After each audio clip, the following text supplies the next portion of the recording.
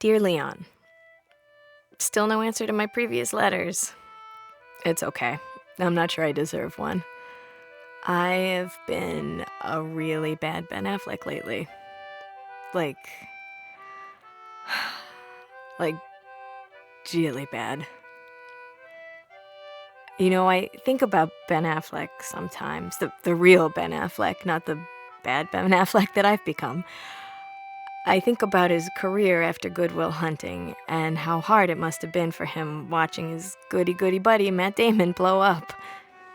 Matt Damon, who won all those Oscars for playing all of the Kennedys in that big Kennedy biopic. Matt Damon, the Born Supremacy, Ultimatum, Paramountcy, then The Born Loser, and finally Born Again. Matt Damon, who became a water charity champion, who made knit your own tuxes cool again. Matt Damon, one of Ocean's trusted 11. And then there's Ben Affleck, trying to make it for himself in reindeer games. Phantoms, The Jersey Devil, Payment, Payback, Paycheck, and then the Toilet Ring Kids remake. I guess some people liked Armageddon. Not my cup of tea, but that's not the point. Armageddon was the high point for Ben Affleck. After that, nothing but bombs, and before long, he ends up starring in that movie where the poor dude who played Superman kills himself. Ben Affleck must not have known what to do with himself, you know? Which way to go?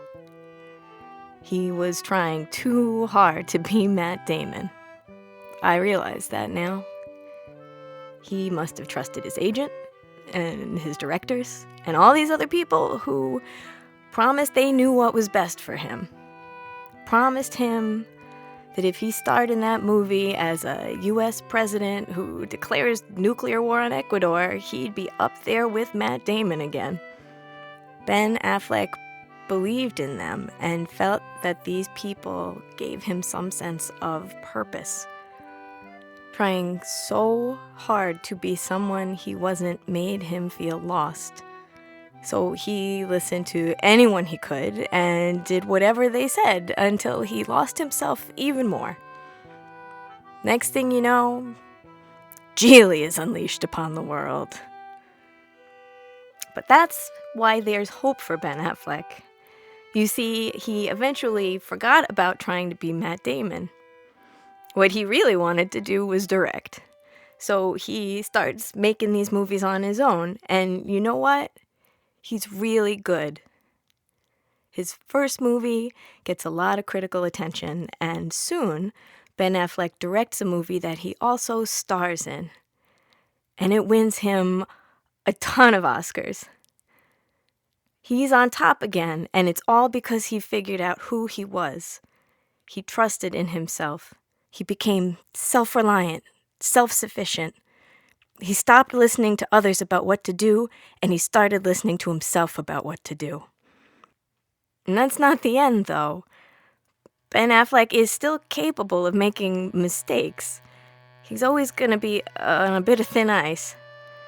After that Oscar win, he directed that movie about William Henry Harrison, the president that died of pneumonia 30 days after he was sworn in. He gave a super long inauguration speech in the rain and then got really sick. Ben Affleck filmed Harrison's entire presidency in real time. Not a good move at all. I think he was interested in investigating a complete picture of failure and alienation because he could relate.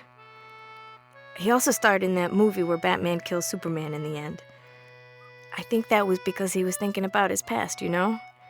Thinking about where he was at his lowest, playing the dude who played Superman, who felt like he failed so much, and who got so lost he ended up, well, you know. The point is, there is still hope for Ben Affleck. And I guess what I'm saying is, in order to be more like Matt Damon, that goody-goody Matt Damon we're constantly comparing ourselves to, the one who seemed so hopelessly out of reach, we just have to step out of his shadow and embrace the Ben Afflecks we really are. We have to direct ourselves. We have to take that bad Ben Affleck who is ordering us what to do and ordering us how to do it and get him gone, baby. Gone. Sincerely, Olive and Gardner.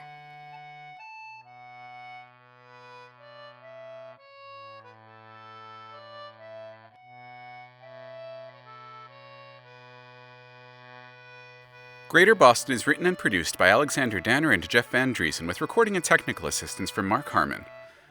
You can help Greater Boston to reach new listeners by leaving us a rating and a review on iTunes. This mini-episode featured Kelly McCabe as Nica Stamatis.